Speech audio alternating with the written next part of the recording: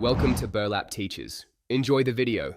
You start by choosing a legal, hardware-friendly path, either a USB mouse through an adapter, PC remote play, or a programmable peripheral. You must check your Xbox model and firmware. Some older consoles lack native mouse support. Once done, enable accessibility options and sign into your Microsoft account so settings sync.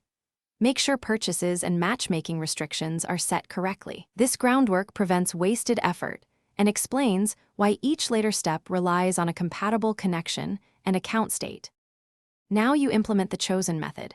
If using an adapter, plug the USB mouse and follow the adapter app to map clicks to controller inputs, test sensitivity and debounce.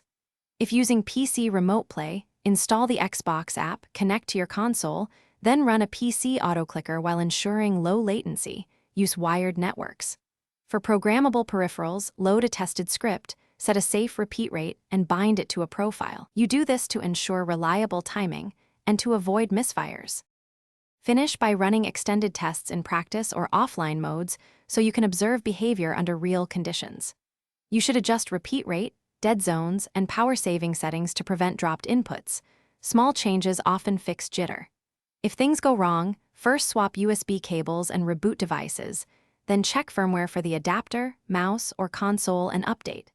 If latency persists, switch from wireless to wired or move to PC remote play. This ensures a stable, repeatable setup and a clear troubleshooting path. Thanks for watching. Consider subscribing if this video helped you.